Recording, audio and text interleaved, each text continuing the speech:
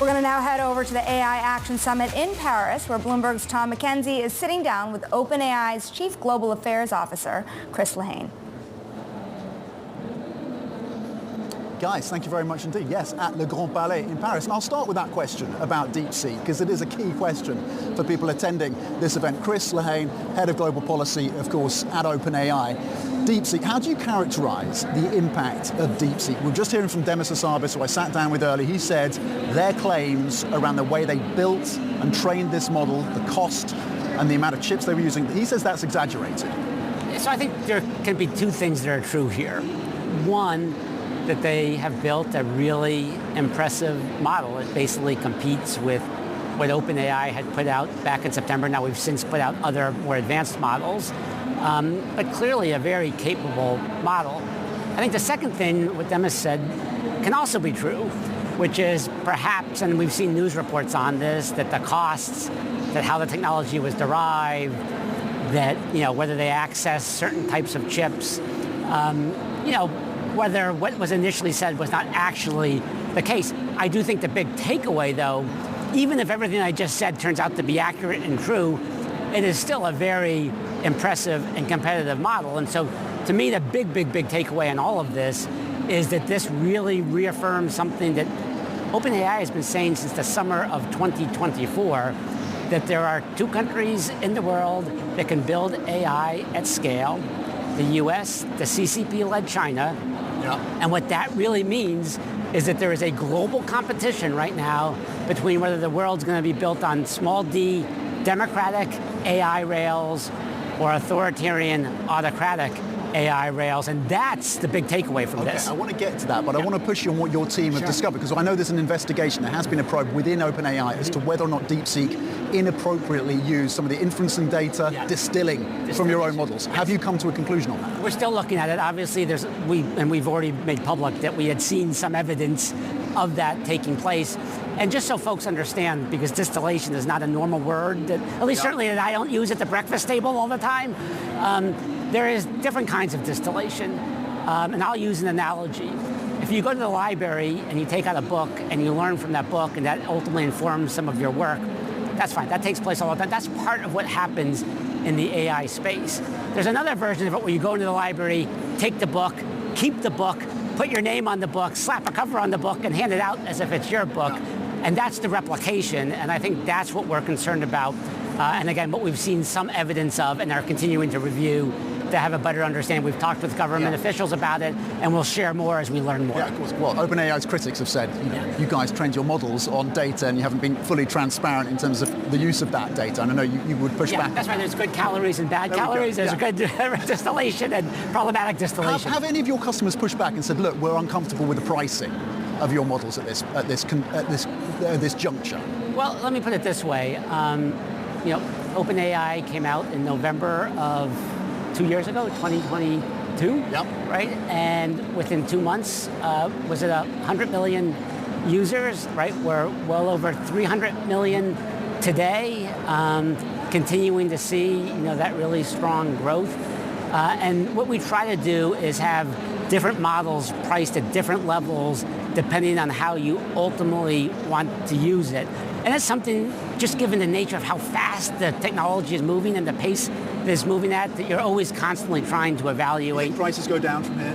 Oh yeah, well, so I think amongst the most interesting things that we have seen, this is an interesting aspect, which is the efficiencies of systems, particularly using the reasoning technology, is coming down. Sam Altman, our CEO, put a blog out last night, maybe technically this morning, I don't know, but some point in the last 24 hours, that sort of looked at 3 observations of AI. The first was that the more you spend on compute to build frontier models, it's pretty logarithmic, the more powerful those get. So you're going to require more and more compute, more and more investment in infrastructure. Secondly, over the last year or so, we've seen a big increase in efficiencies, which are bringing down the cost of a token of that. Think of a token as a price of compute, as a unit of compute, about 150%. But even as the costs come down, the amount of people using it go up. So that then puts pressures back on compute. Like an analogy here is car prices come down, more people drive cars, but you then need more energy, more roads. Third piece that has come out in his observation, sorry, just bear with me for a second, is that is that the economic productivity that you're getting is super exponential. Where are you getting the money to spend? 100 billion initially on Stargate. Elon Musk says you probably don't have the money. Even Satya Nadella says we're good for our 80 billion. Yeah. Where's your 100 billion? So, first of all, we have incredible partners. We have SoftBank, which is a proven track record of raising enormous syndicated money from sovereigns and pensions Up to 500 and billion. others. Yeah. How much of that is coming from OpenAI? And then we have Oracle, right, which actually builds these. Then you have OpenAI. What our piece of this, first of all, in terms of the media question, there's 100 billion that's going to be going out the door in the immediate future. We already have a facility in Abilene. You guys need to come down. You can, Abilene, Texas, sorry. Yep. We'd love to give you guys, you can hang out.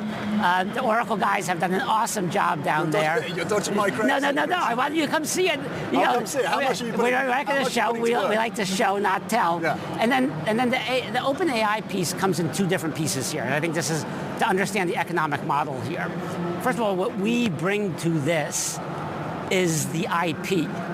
And you can think of compute the same way maybe you can think of gas. Regular gas, medium gas, and then premium gas.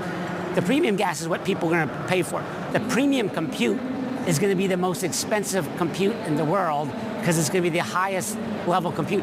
You only get that premium compute with our IP. IP going into the chip design, IP going into the data centers, IP going how the clusters are sort of structured. And then we also are a buyer of the compute, right? So we commit to buying a certain amount of the compute that's coming out, which helps the whole economic model work. Chris, you worked in the Clinton White House. Is the Trump administration... I have a lot more hair than by the way.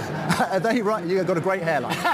Is the Trump administration right to slash AI regulation? I think what the Trump administration is focused on is one thing, and one thing very clearly. Who is going to prevail in the competition between Democratic AI and autocratic? That's what they get up and think about every day, at least from what I have seen and from what I have heard. And so I think they understand that you do have to really be leaning into the innovation. If you think about where the sort of comparative advantages are, right? At the end of the day, this is actually pretty simple. Whoever has access to compute is going to be in a strong position. What makes up compute? It's data, it's energy, it's chips, and it's talent. Right? And if you think of what the PRC has, they have an enormous amount of data, authoritarian state, energy, 10 nuclear facilities last year, another 10 coming on this year. Our chips are better. They're throwing a ton of money at it.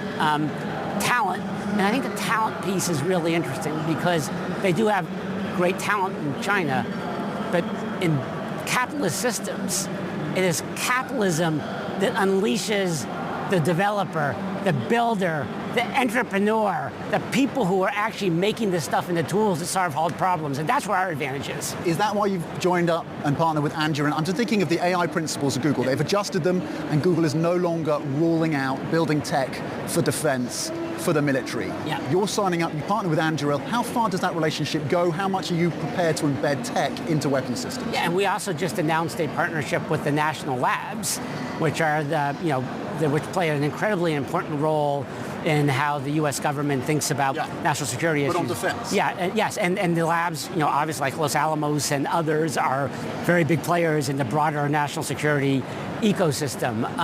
So, for us, right, we do want to be a partner on the innovation with government.